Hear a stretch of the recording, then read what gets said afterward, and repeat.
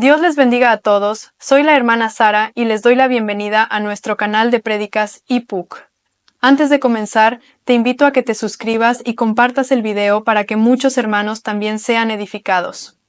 En el video de hoy vamos a ver que la Virgen María Católica es muy distinta a la que se menciona en la Biblia. En compañía del pastor Antonio Restrepo vamos a resolver muchas dudas acerca de esto. Durante el video iré haciendo algunos comentarios que nos ayuden a entender un poco mejor la idea principal. Recuerda también dejarnos tu comentario para leerlo y traerte nuevos videos con más contenido edificante. No siendo más, vamos con el video. Recordemos que Jesús tenía una familia, es decir, no solamente tenía una mamá, tenía unos hermanos. Contrario a lo que la tradición enseña, la Biblia enseña con precisión que Jesús no pertenecía a una familia de extraterrestres. Jesús pertenecía a una familia normal, a una familia natural. El capítulo 1 del Evangelio según San Mateo dice del verso 23 en adelante: llamará su nombre Jesús, porque él salvará al pueblo de sus pecados. Y José, cuando escucha esta explicación que el ángel le hace acerca del embarazo de María, dice en el verso 24 que José recibió a María en su casa, pero no tuvo relaciones sexuales con ella, sino hasta que hubo dado a luz a su hijo primogénito. Eso dice el texto ahí. Dice que José no tuvo relaciones, no dice que no haya tenido nunca relaciones sexuales con ella, sino que no tuvo relaciones sexuales con ella, sino hasta que hubo dado a luz a su hijo primogénito y lo envolvió en pañales. Versos 24 y 25 del capítulo 1 del Evangelio según San Mateo. Acerca de toda esa nube de fantasía religiosa que se le ha agregado, una herencia que viene por allá de la mitología greco-romana, incluso una herencia que viene de Babilonia. Y aquí es donde se desmitifica la figura de María en la tradición. La elevación de María a una figura de diosa proviene de influencias mitológicas griegas y romanas. Es crucial separar estas tradiciones de la verdad bíblica para comprender el verdadero mensaje del Evangelio. Miremos que incluso su propia familia no creía en él al principio. Es impactante pensar que la propia madre y los hermanos de Jesús no creían en él inicialmente. Entonces, vamos también a ir al fondo de todo esto. No solamente tenía hermanos en la carne, sino que también vamos a ver una cosa importante aquí. María tampoco era creyente en Jesús en los primeros días, aunque era su madre. Veámoslo en el contexto de San Marcos capítulo 3, es decir, todo esto para que nos sirva de enlace a lo que vamos a ver. ¿Por qué sus hermanos no creían en él? ¿Y qué decir de María? Inicialmente ella tampoco creía en él. Capítulo 3 del Evangelio según San Marcos, a partir del verso 20, dice: después de esto Jesús regresó a la casa, y era tanta la gente que volvió a reunirse que ni sus discípulos, ni él ni sus discípulos podían siquiera comer. Cuando los familiares de Jesús, aquí dice, cuando los familiares de Jesús, verso 21, supieron lo que se hacía, fueron para llevárselo, porque decían: se ha vuelto loco. Eso dice el verso 21. Cuando la casa donde Jesús habitaba normalmente cuando hacía sus recorridos y regresaba a Capernaum, a la casa donde llegaba allí en Galilea, cuando la gente, después de Jesús hacer un recorrido por toda esta región, regresa allí, triunfante después de haber hecho cantidad de milagros, sanidades, expulsión de demonios y demás, la gente se agolpa a la casa que ni él ni sus discípulos les quedaba tiempo siquiera para comer, por atender a la gente. Y cuando sus familiares, que aquí va a identificar quiénes son sus familiares, se dieron cuenta, no tuvieron el mejor concepto de él.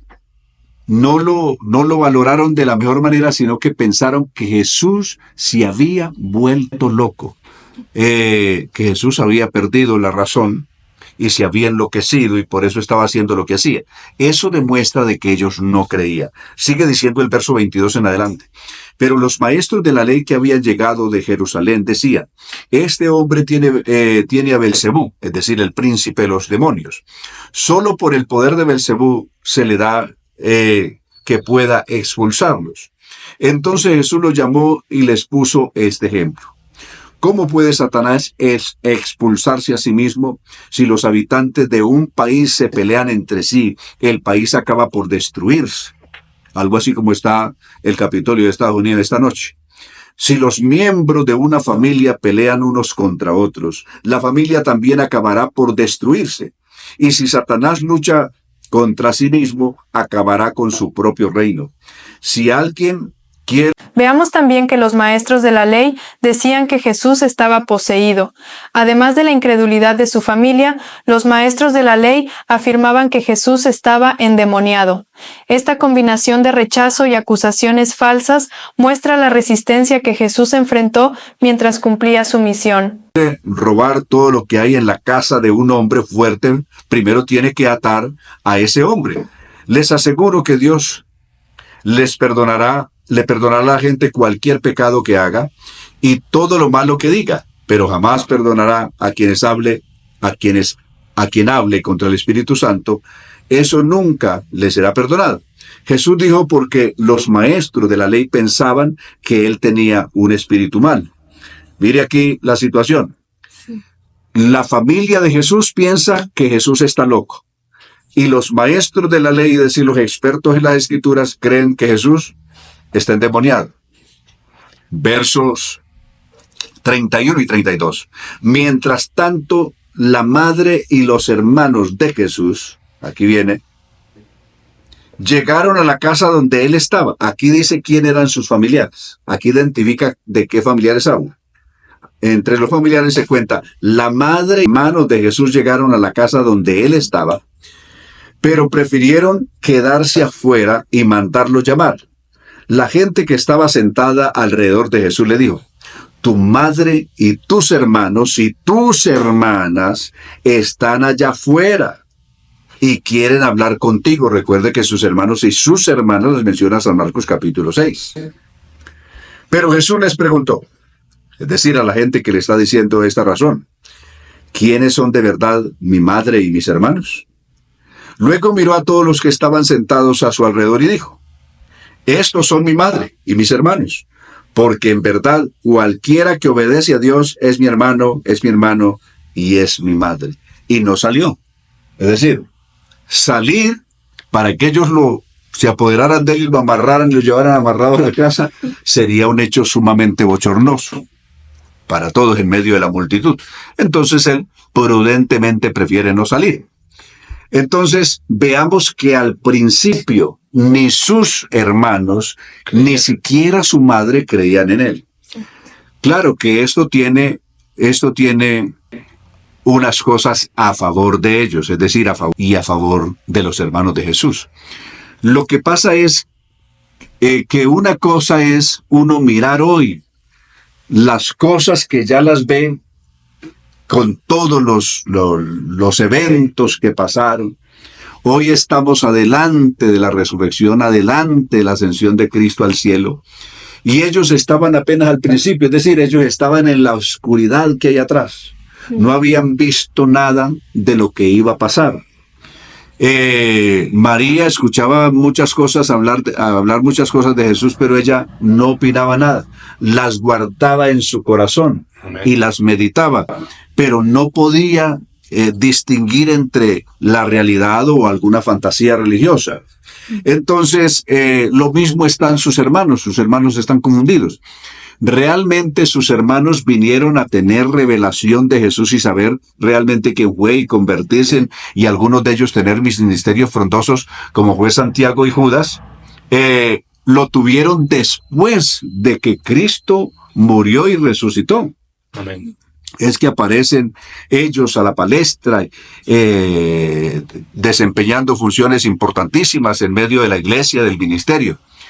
Cosa que no ocurrió con María. Note esto, con mucho respeto con todos los marianos, Pero en la Biblia, María no tuvo un ministerio preponderante. María, hablo en la historia, en el desarrollo de la historia de la iglesia. María se vuelve a mencionar solamente, después de los evangelios, solamente se menciona en el libro de los Hechos una vez. Y eso es en el capítulo 1, después de que Jesús ascendió al cielo, que regresaron a Jerusalén al aposento alto, donde estuvieron reunidos Pedro, los apóstoles, es decir, donde se reunieron los 120, y allí con los 120, que es con los que se inauguró la era del Espíritu Santo, la era pentecostal que conocemos, estuvo María, según el verso 14 del capítulo 1 del libro de los Hechos. En este punto, escuchemos la verdad sobre María y su participación en la Iglesia. Contrario a lo que se ha creído, María no tuvo un papel prominente en la Iglesia primitiva después de los Evangelios. Esto invita a repensar y entender su verdadero lugar en la historia bíblica. Pero hasta ahí se menciona María. No se vuelve a mencionar más en la Biblia. Y cuando se menciona allí, no se menciona porque ella esté cumpliendo algún ministerio importante. Simplemente se hace alusión a quienes estaban allí. Estaban Pedro, estaba Juan, estaba Andrés, en fin, estaban los otros discípulos, incluyendo María, la madre del Señor, se dice que estaba ahí. No se dice que estaba cumpliendo un ministerio, sino que estaba ahí con los 120, con los que se inaugura esta era de la iglesia. Estuvo en la inauguración de la iglesia, eso sí estuvo ahí, el día de Pentecostés, y estaba ahí con los 120. No se menciona su nombre más después del capítulo 1, no se dice en las cartas, ni en el libro de los Hechos, ni en las cartas de los apóstoles se vuelve a hacer ninguna alusión importante, alguna función importante o trascendental de ella en la iglesia, no se menciona para más. ¿Dónde vuelven a sacar a María y la buscan poner en cabeza de todo? Es a partir del siglo IV, a partir de doña Elena, la madre de Constantino, fundador de la Iglesia Universal, conocida como Universal, y es ella, porque esta señora que venía de ser muy creyente en toda la mitología grecorromana, y en toda la mitología grecorromana recordemos que al lado de un dios grande aparecía también una diosa grande. Entonces aparece Diana de los Efesios, aparece o Venus, como se quiera llamar, o así. Aparecen unas grandes diosas en la mitología. O Hera, por ejemplo, al lado de Zeus, aparece Hera. Y así sucesivamente, o al lado de Nimrod va a aparecer Ista o Semirámides. Es decir, siempre al lado de Ra en Egipto aparecía Osiris. Siempre al lado de un gran dios de la mitología aparecía una gran diosa. Eso fue lo que doña Elena, madre de Constantino, y Constantino quisieron hacer. Convertir el evangelio, hacerlo semejante a la mitología que ellos conocían y por lo tanto pasarle un papel o darle a María un papel preponderante que en la Biblia no lo tuvo. Amén. Es decir, buscar hacer de María lo que Dios o en la Biblia no se había hecho de ella. ¿Para qué? Para ponerla a la misma altura de Ista o de Diana o de Hera o de cualquiera de las diosas de la mitología. Entonces, eso es lo que buscaron y pues por eso la elevaron a unos pedestales elevadísimos y a unos ministerios y a unas funciones que en la Biblia no aparecen. Todo fue creado en una mezcla que hicieron de la mitología grecorromana, buscaron mezclarle un poco de evangelio y con eso nace la famosa Iglesia Universal. Pero uno hoy, es decir, lo que buscamos hoy, con esta escuela de Jesús es quitar todos esos mitos, Amén. bajar todos esos mitos y ubicarlos en la realidad donde tienen que estar, ubicar cada cosa en su lugar y no seguir con ese poco de mitos en la cabeza, porque eso no lleva a ninguna cosa. Jesús dijo, conoceréis la verdad y la verdad os hará libres. Y conocer la verdad es quitarle todos esos mitos que le han puesto en la cabeza a la gente, en una fe falsa que le han creado a la gente, quitarle todos esos mitos y que la gente aterrice realmente donde tiene que aterrizar, en la verdad escueta, en la realidad bíblica. Amén. Entonces, por eso fue importante, consideré importante en esta introducción no solamente hablar de los hermanos de Jesús que no creían en él, las razones por las que no creían en él, sino también hablar de la familia de él como tal, incluyendo a María. No diremos nada de José porque José murió en una edad muy temprana. José muere en una edad muy temprana y por lo tanto no lo podemos meter en este círculo. Si habría vivido hasta esta altura, hubiera sido un creyente, hubiera tenido un ministerio, no lo habría tenido, habría sido, en fin, no lo metemos aquí porque él muere temprano. Por eso el capítulo 6 del Evangelio según San Marcos nos ubica a Jesús no como el hijo del carpintero como se verá en Mateo. En Mateo se habla de Jesús como el hijo del carpintero. En cambio, ya en Marcos 6 se habla de Jesús no como el hijo del carpintero, sino como el carpintero, porque él, muy temprano, siendo muy jovencito, le tocó asumir la responsabilidad por su madre y por sus hermanos, y por lo tanto le tocó meterse al taller a trabajar, y él era el carpintero, es decir, el que se metió al viejo taller de José a seguir trabajando para responder económicamente por su familia, fue Jesús. Entonces, he ahí toda la trascendencia, que algunos ubican a Jesús por allá, supuestamente en la India, aprendiendo por allá de los Vera o de cualquier otra cosa. Esos son tonterías que porque no encuentran a Jesús en el Evangelio, búsquenlo en el taller de José que ahí está. Él no les dice que no vaya a ir a la fiesta, solo que les dice a ellos, vayan ustedes, porque el mundo ama lo suyo. Hay una cosa, el mundo los amaba a ellos porque ellos eran del mundo. Odiaban a Jesús, ¿por qué? Porque Jesús condenaba las obras que ellos hacían. Si una persona alaba las cosas que el mundo hace, así sea buenas o malas, una persona pasa por al lado de alguien que está bebiendo o que está maltratando a su esposa o a sus hijos, usted sí es un varón, usted sí es un caballero. Claro, al tipo le va a gustar que lo elogien. El mundo ama lo suyo. Claro, el mundo ama lo suyo, que le elogien y le alaben lo que hace, así sea malo. Pero si alguien llega y le reprocha lo que hace, desde luego no le va a gustar. ¿Por qué viene la condena de Juan el Bautista a muerte? Porque le dijo la verdad.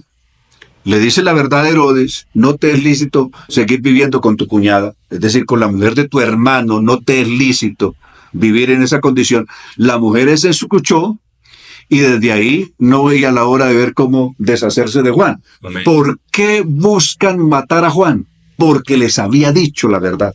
Amén. La verdad duele. La gente hoy la gente en la religión busca que no se les diga la verdad, es decir, que no se les reproche su pecado, sino que se les alabe, no, usted es una buena persona. Por eso los cultos de hoy que se hacen en muchos lugares son unos servicios y son unos sermones de autoayuda, de positivismo. No, aunque usted vive así, pero así el Señor lo ama, así el Señor lo bendice, siga viviendo en pecado, siga viviendo en adulterio, que así el Señor lo quiere, así usted. No le reargullen el pecado. Y Jesús dice, el mundo ama lo suyo, pero a mí no me ama porque yo soy la luz, condena las obras. Jesús dijo, en el mismo Evangelio según San Juan, les dijo esto, en el capítulo 3, el verso 19. Todo aquel que hace las cosas bien viene a la luz, para que sus obras sean manifiestas que son hechas en Dios. Pero todo aquel que hace lo malo aborrece la luz. Amén. Y no viene a la luz para que sus obras no sean reprendidas. La gente quiere vivir en pecado y que los líderes religiosos le lleguen y le soben la mano en el hombro y le digan, no, mi hijo, siga adelante que usted está muy bien. Usted está borracho, pero así está muy bien. Usted vive en adulterio, pero así va para el cielo. Usted es de la comunidad de esto, de aquello, pero así tranquilo que así va para el cielo. Y así Eso es lo que la gente quiere oír, pero la gente no quiere oír la verdad. Por eso la gente aborrece el verdadero evangelio de Jesús y se han creado un propio evangelio, que es un evangelio falso y barato que la gente se ha inventado, que solo lo hacen por lucro, por dinero, pero no por salvación real de los pecadores. Hay dos grupos. La gente está dividida en dos grupos. Vamos a ver detenidamente esos grupos. Pero me llama la atención lo que dice el verso 11. Durante las fiestas, los jefes de los judíos buscaban a Jesús. ¿Para qué lo buscaban ellos? Estos lo buscaban para matarlo, es decir, el propósito de ellos era matarlo. Otro grupo de personas buscaba a Jesús porque habían visto sus obras y habían creído en él. Entonces son dos casos distintos. Hay dos grupos buscando a Jesús, pero lo están buscando por motivos completamente distintos, es decir, por razones distintas. Unos lo buscan porque lo odian y quieren matarlo, y otros lo buscan porque han creído en él y de verdad quieren oírlo, porque de verdad han creído que Jesús es bueno. Por eso, lo que dice el verso 11, pero antes de irme del verso 11, los que lo odiaban ni siquiera quieren mencionar su nombre. ¿Dónde está aquel? Solamente emplean el pronombre. ¿Dónde está aquel? ¿Dónde está aquel? No se atreven siquiera a pronunciar su nombre. ¿Dónde está aquel? Y el verso 12, la gente hablaba mucho de él. Es decir, sigue el pronombre. Hablaban mucho de él. Él es aquel. Y algunos decían, entonces esto sí, con nombre propio, los que creían en él, es decir, el otro grupo, decían, Jesús es un hombre bueno. Pero otros decían, no, de bueno no tiene nada. Es un embustero, decían ellos. Entonces miren que aquí hay una discusión. Unos dicen Jesús es bueno y los otros decían no, es un engañador, es un embustero. Todos hablaban de él en secreto, es decir, tanto unos como otros hablaban en secreto, porque tenían miedo de los jefes de los judíos, es decir, temían que si los oían discutiendo acerca de Jesús, ya fuera favorable o desfavorable su opinión, podían recibir represalias muy fuertes de los judíos, de los jefes de los judíos. Entonces, por eso viene el asunto de que ellos están hablando ahí como en secreto. Y luego viene el momento cuando Jesús les contestó. Cuando a la mitad de la fiesta Jesús entró en el templo y comenzó a enseñar. Aquí se cumplen varias profecías. Una, aquella de Jeremías. Mi casa de oración será llamada y vosotros la habéis hecho cueva de ladrones, como ya se cumplió otras veces. Se cumplen otra cantidad de profecías, como la profecía de Isaías capítulo 35, capítulo 40, entre otros, que habla de la manifestación de Dios mismo que vendría y estaría en medio de ellos. Entonces, aquí se cumplen varias profecías, pero que las vamos a ver, estas profecías unidas a otras que vamos a encontrar del verso 30 en adelante, para hacer un resumen de qué profecías se cumplieron. ¿Cómo es que sabe tantas cosas y nunca ha estudiado? Aquí hay algo que les llama la atención. Habían dos escuelas en Jerusalén en aquellos días, que eran las dos escuelas más grandes del rabinato en Jerusalén, como las dos universidades principales que habían para una persona estudiar, ya fuera para ser maestro de la ley, o sea, como una especie de doctor o abogado de la ley, o ya fuera para ser un rabino, líder y un maestro religioso. Se supone que son escuelas donde había estudiado Nicodemo y todos los que estaban ahora como máximos jefes habían estudiado o en una o en otra escuela de estas. Una que la dirigían los fariseos, que era la escuela de Gamaliel, y la otra que la dirigían los saduceos. Era la otra escuela. del señor Camay, que había fundado el rabino Camay. Entonces, estas eran las dos escuelas, y resulta que a Jesús no lo habían visto estudiando en ninguna de esas escuelas. Y si no había estudiado en ninguna de esas escuelas que eran las importantes que habían en Israel en aquel entonces, ¿de dónde tiene la sabiduría que tiene? ¿De dónde el conocimiento y dónde todo? Porque en cuál escuela estudió. Entonces ahí es donde viene la admiración de ellos. Entonces Jesús les responde. Cuando ellos están preguntando eso, Jesús les responde en el verso 16. Yo no invento lo que enseño. Dios me envió y me ha dicho lo que debo enseñar. Es decir, aquí Jesús dice la autoridad con la que él enseña. Los rabinos lo habían aprendido, lo que sabían lo habían aprendido en una escuela fundada por un hombre. En cambio, lo que Jesús está enseñando no es una enseñanza de alguna escuela terrenal. Pertenece a una escuela superior, ya que pertenece a una escuela que es celestial, a una escuela que es de arriba, una escuela celestial. Si alguien quiere obedecer a Dios, podrá saber si yo enseño lo que Dios ordena o si hablo por mi propia cuenta. Quien habla por su propia cuenta solo quiere que la gente lo admire. Pero yo solo deseo que mi Padre, que me envió, reciba el honor que le corresponde. Por eso siempre digo la verdad. Moisés les dio a ustedes la ley y, sin embargo, ninguno la obedece. Aquí les pone el dedo en la llaga. Ellos se consideraban estrictamente guardianes de la ley de Moisés. Amén. Y consideraban de que ellos eran irreprensibles en la ley y la guardaban. Pero Jesús les pone el dedo en la llaga diciéndoles, de frente, ninguno de ustedes obedece la ley de Moisés. Y les dice una razón por qué. Entre otras les dice por qué. ¿Porque quieren matarme? ¿Acaso la ley mandó hacer eso? La ley antes no dice no matarás. ¿Y por qué quieren matar a Jesús? Sí. La gente le contestó, estás loco. ¿Quién quiere matarte? Es decir, es una respuesta hipócrita porque realmente lo estaban buscando para matarlo. Que esta versión dice, demonio tiene. Claro. ¿Estás loco o demonio tiene?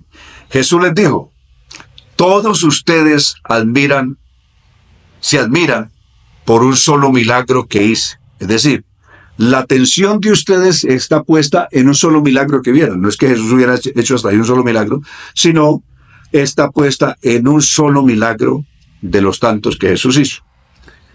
Moisés les mandó practicar la ceremonia de la circuncisión y ustedes la practican aunque caiga en sábado. Aquí viene a colación un hecho que había pasado en el capítulo 5. Y es el hecho de que aquel paralítico, Jesús lo levantó, el hombre que llevaba 38 años paralítico, y Jesús lo levantó y siendo día de reposo le dijo, toma tu lecho y vete a tu casa. Estos líderes religiosos no le perdonaban eso, es decir, lo que ellos tenían en mente hasta ahí era eso, de que Jesús no guardaba el día de reposo porque le había sanado el sábado a ese hombre y le había dicho que tomara su lecho y se fuera a su casa. Entonces, él les vuelve a recordar esto, es decir, una sola señal, un solo milagro hice, y lo hice en día de reposo, y ustedes por eso me condenaron. Pero les dijo, mire, ustedes obedecen puntualmente la circuncisión, que no la ordenó la ley, sino que simplemente la reguló. Existía antes de la ley, pues está en Génesis capítulo 17, verso 5, cuando Dios la mandó a Abraham. Y cada israelita se circuncidaba para demostrar que pertenecía físicamente a ese pacto abrahámico. Entonces, la ordenanza de la circuncisión decía que había que circuncidar al niño al 8º día. Y si el 8º día de nacimiento correspondía con el sábado, así fuera sábado había que circuncidarlo. Es decir, había cantidad de cosas que se hacían en sábado y ellos mismos las hacían y que eran excepciones que estaban en la ley. Si una persona tenía su burro, tenía su oveja y se caía en un foso el día de reposo, había que sacarla, así fuera día de reposo.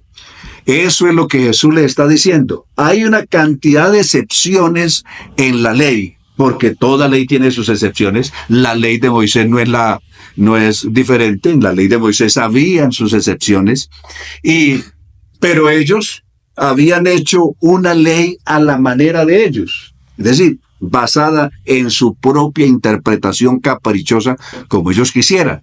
Observemos la reacción de la gente ante los milagros de Jesús. La multitud siempre se maravillaba ante los milagros de Jesús, pero también había quienes dudaban y rechazaban sus acciones. Entonces Jesús les dice, ¿qué es peor? ¿O qué es más malo?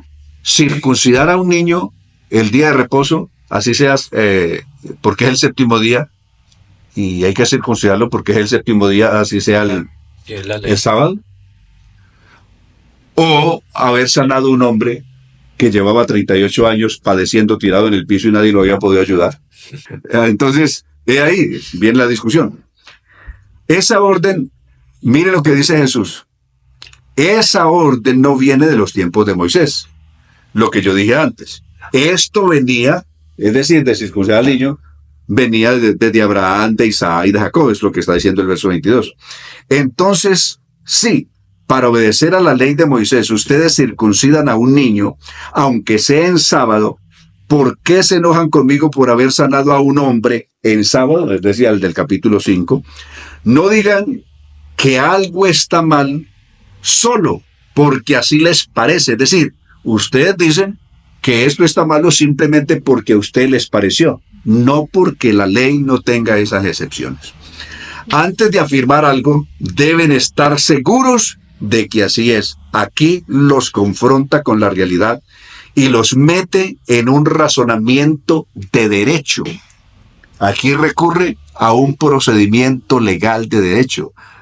Antes de afirmar algo, deben estar seguros de que así es. Aquí viene entonces la discusión que se va a dar respecto de quién es Jesús. ¿Quién es Jesús a partir del verso 25? La gente está preguntando, ¿Jesús engaña? ¿Jesús es un engañador? ¿Jesús es el Cristo? ¿Es un endemoniado? ¿Jesús es un loco? ¿Jesús es bueno? ¿O quién realmente es Jesús? Y eso es lo que se da a partir del verso 25 en adelante. Algunos de los que vivían en Jerusalén empezaron a preguntar, ¿no es este el que andan buscando para matarlo? Cuando lo vieron, dice, hola, pero qué extraño. Lo están buscando para matarlo y están dando públicamente y aquí está en el templo. ¿Y por qué no le ponen una mano encima pues para apresarlo? Entonces están sorprendidos la gente de Jerusalén. Pues ahí está, hablando con la gente y nadie le dice nada. Es decir, ¿dónde están todos esos fanfarrones que estaban diciendo que lo querían apresar y que bien lo vieran, lo iban a amarrar y lo iban a matar? ¿Dónde están? Ahí está públicamente hablando con la gente y nadie es capaz de decirle nada. Entonces dice, ¿no será que nuestros gobernantes creen de verdad que Él es el Mesías? Se pregunta la gente. ¿Será que nuestros gobernantes han entendido de que Él es el Mesías, que Él es el Cristo? Pero no puede ser. Dicen ellos, pero no puede ser, porque cuando ven que el Mesías, nadie sabrá de dónde viene. En cambio, nosotros sabemos de dónde viene este hombre. Aquí viene una fantasía religiosa que tenían los judíos, que no tiene una base bíblica, sino que era una fantasía religiosa de ellos. Ellos creían que el Cristo o el Mesías aparecería así, de momento. De la nada aparecería el Mesías y aparecería algo parecido a los diversos mitos de las creencias grecorromanas o babilónicas, o incluso las creencias del Islam en el siglo VII después de Cristo. Cuando se habla de Mohammed Iwasu, el fundador del Islam o de Mahoma, o pues la creencia de Mahoma, el famoso Mahoma, que en una noche cabalgando en un caballo de nombre Bora, caballo mitológico que volaba, un caballo negro alado, que en una noche viajó desde Jerusalén, viajó al cielo. Por eso allí está el domo plateado o dorado de Jerusalén, donde supuestamente Mahoma ascendió al cielo. Pero ascendió en ese caballo. ascendió en ese caballo al cielo, volando, y en el cielo se conoció con los profetas del pasado, incluso que se vio con Jesús supuestamente en el cielo. Y después de haberse visto con todos los profetas del pasado, incluyendo a Isa, como lo dice el Islam, Jesús, regresó a la Meca, donde estaba sepultado. Regresó en el caballo, es decir, que hizo un recorrido tremendo de miles de kilómetros, no solamente en tierra, sino que fue hasta el cielo en el caballo. Ellos, los judíos aquí, parecieran tener una fantasía similar, que de pronto aparecería, como el Islam está esperando hoy que otra vez Mahoma aparezca cabalgando en Bora, el caballo negro, y que regrese y aparezca aquí de la nada, y se enfrente a los ejércitos de la tierra, de los reinos de la tierra, para vencerlos y establecer el reino terrenal aquí. Entonces, así esperaban ellos al Mesías, que apareciera de la nada. Pero eso no es lo que la profecía había dicho. La profecía que hablaba del Cristo. La profecía había dicho todo esto de cómo sería la venida del Mesías. 1. El Mesías nacería de una mujer, Isaías 7:14. El Mesías nacería como un niño, Isaías capítulo 6, 9:6. El Mesías nacería en un lugar específico según Miqueas, capítulo 9. Nacería en Belén. Nacería en Belén. Luego se crearía en Nazaret. Se criaría en Nazaret, en aquella región de oscuridad que vio gran luz, que también describe Isaías capítulo 9 en los primeros versos. Amén. En esa región de Galilea, donde queda Nazaret, allí crecería el Mesías. Luego, el Mesías no solamente crecería en Nazaret, sino que en la región de oscuridad más grande en Galilea de los gentiles iniciaría su ministerio. Allí se vería la gran luz. ¿Correcto? Es decir, la gran luz que vino a este mundo y que da vida al mundo según el Evangelio, según San Juan capítulo 1, verso 6, aquella luz verdadera que alumbra todo, versos 4 en adelante, que alumbra todo, venía a este mundo. En el mundo estaba, dirá el verso 10, y el mundo por él fue hecho. Entonces, esa luz verdadera resplandeció primero en la parte más oscura de que tenía Israel, que ni siquiera se llamaba Galilea de los judíos, sino Galilea de los gentiles, porque la mayoría de los habitantes de aquella región eran gentiles y generalmente procedían de la brujería, del espiritismo, es decir, de las creencias más perdidas, y por eso abundaban los endemoniados en esa región. Y allí iniciaría el ministerio del Mesías. Todo eso estaba escrito. De ahí que el Mesías viviría una vida normal, nacería de una mujer, nacería en un lugar, da el lugar geográfico donde nacería en Belén, en la tierra de David, la ciudad de David, crecería en Nazaret, una región de oscuridad y de pobreza. Luego, el Cristo tendría que padecer, tenía que morir, tenía que ser sepultado, tenía que resucitar. Capítulo 53 del libro de Isaías, capítulo 50, 52 y 53 de Isaías están describiendo todo eso, describiendo entre otros los sufrimientos del Mesías, hasta el lugar donde sería sepultado. En fin, moriría en medio de quienes, hasta profetizando que moriría en medio de los ladrones. En fin, todo esto estaba profetizado, pero ellos ignoraban las Escrituras y se habían hecho una fantasía religiosa que no corresponde con ninguna realidad bíblica. Por ello ellos se están preguntando, bueno, sabemos de dónde vino, pero cuando venga el Mesías, ¿quién sabrá de dónde es? Es decir, esperaban que apareciera de la noche a la mañana. Jesús les dice, en realidad ustedes saben quién soy yo y saben de dónde vengo.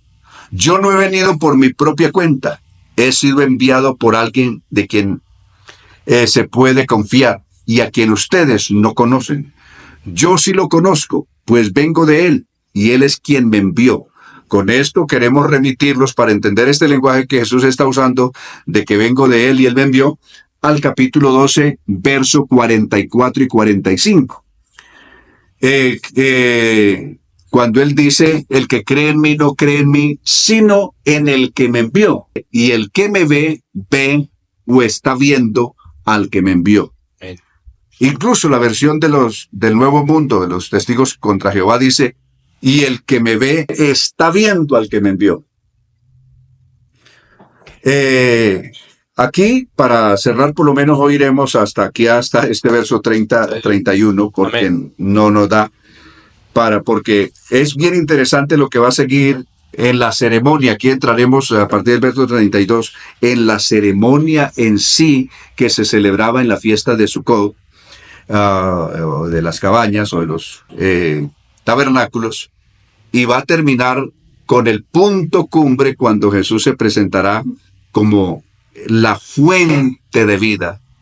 Así. Si alguno tiene sed, venga a mí y beba, hablando del Espíritu Santo. Entonces, no quisiéramos entrar y de paso cometer el error de no valorar y no profundizar adecuadamente en lo que va a ir del verso 32 en adelante. Entonces queremos dejarlo aquí hasta el 32, a 31. Algunos hombres de Jerusalén quisieron arrestar a Jesús, pero no pudieron, pues todavía no había llegado el momento de que todos supieran quién era. Sin embargo, muchos creyeron en él y decían, ni el Mesías podría hacer los milagros que hace este hombre. Mire, ahí ya tuvieron una dimensión distinta de la que todos los otros tenían. Así. Ni siquiera el Mesías, cuando venga, va a poder hacer todo lo que éste ha hecho o todo lo que éste está haciendo. Ahí ya eso los eleva a otra dimensión. Tanto que las personas que querían apresarlo no se atrevieron a hacerlo. No fueron capaces de ponerle un dedo encima. Amén. Según el verso 30, porque la gente estaba estupefacta, realmente impresionada, escuchando la sabiduría con la que hablaba y cómo a todo el mundo lo dejaba parado en la cabeza cuando quería contradecirle algo. Y por ello ellos dicen, ni siquiera el Mesías cuando venga hará todo lo que éste. Para concluir, reflexionemos sobre cómo estas verdades impactan nuestra fe hoy. Comprender la verdadera historia de Jesús y su familia, incluyendo a María, puede salvarnos de una mentira en la que estemos sumidos y tomar un rumbo diferente en nuestra salvación. ¿Qué piensas sobre este video? Deja tus comentarios abajo. Queremos saber tu opinión. También no olvides suscribirte y nos vemos en un siguiente video. Dios te bendiga.